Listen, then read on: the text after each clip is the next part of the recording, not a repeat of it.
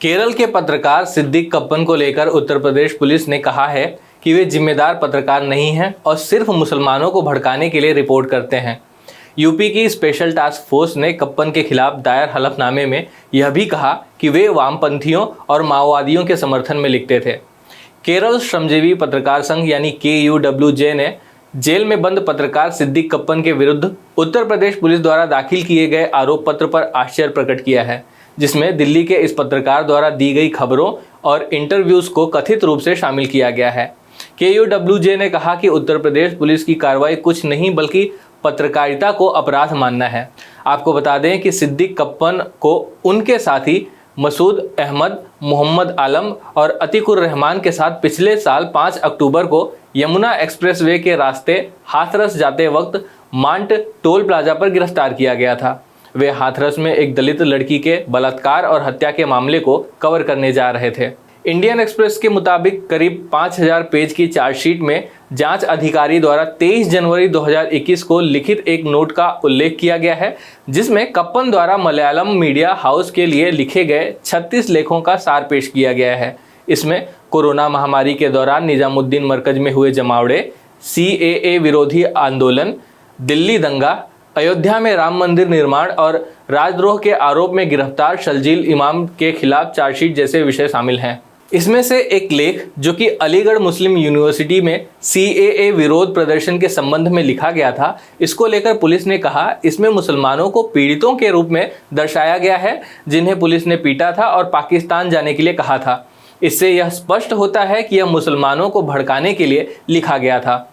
इतना ही नहीं, UP police से इसके आधार पर यहाँ तक दावा किया है कि इन लेखों को सांप्रदायिक करार दिया जा सकता है। उन्होंने कहा कि दंगों के दौरान अल्पसंख्यकों का नाम लेना और उनसे जुड़ी घटनाओं के बारे में बात करना भावनाओं को भड़का सकता है। जिम्मेदार पत्रकार ऐसी सांप्रदायिक रिपोर्टिंग नहीं करते हैं। कप्पन केवल और केवल मुसलमानों को उकसाने के लिए रिपोर्ट करते हैं, जो कि PFI यानी पॉपुलर फ्रंट ऑफ इंडिया का एक छिपा हुआ एजेंडा है।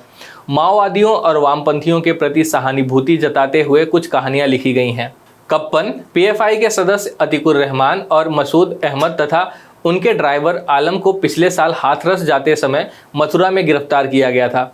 इसके कई महीनों बाद इस साल अप्रैल में ये चार्जशीट दायर की गई थी। उन पर UAPA के तहत देशद्रोह के आरोप में मामला दर्ज किया गया था। ATS का दावा है कि PFI हाथरस पीड़िता के लिए न्याय मांगने के नाम पर विरोध प्रदर्शन करके दंगे जैसी स्थिति खड़े करना चाहता था। उन्होंने कहा कि कप्पन PFI के लिए थिंक टैंक के रूप में काम कर रहे थे।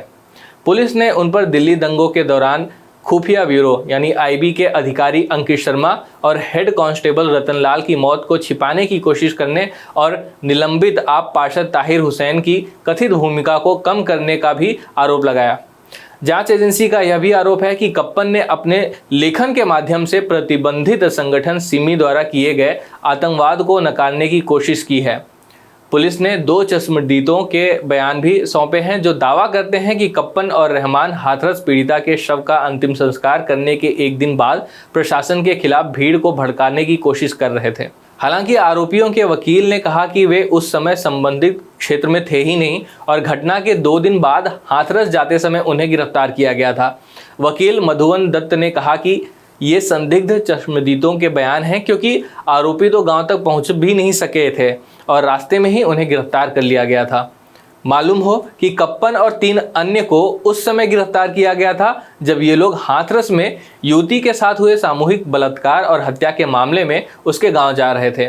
उनके गिरफ्तारी के 2 दिन बाद यूपी पुलिस ने उनके खिलाफ राजद्रोह और UAPA के तहत विभिन्न आरोपों में अन्य मामला भी दर्ज किया था। UAPA के तहत दर्ज मामले में आरोप लगाया गया था कि कप्पन और उनके सहयात्री हाथरस सामूहिक बलात्कार हत्या मामले के मद्देनजर सांप्रदायिक दंगे भड़काने और सामाजिक सद्भाव को बाधित करने की कोशिश कर रहे थे। कप्पन न्यायिक हिरासत में हैं। बाद में मथुरा की स्थानीय अदालत ने केरल के कप्पन और 3 अन्य लोगों को शांति भंग करने के आरोप से बीते 15 जून को मुक्त कर दिया था, क्योंकि पुलिस इस मामले की जाँच तय 6 महीने में पूरा नहीं कर पाई। बीते जुलाई महीने में एक निचली अदालत ने कप्पन की जमानत याचिका को खारिज कर दी थी।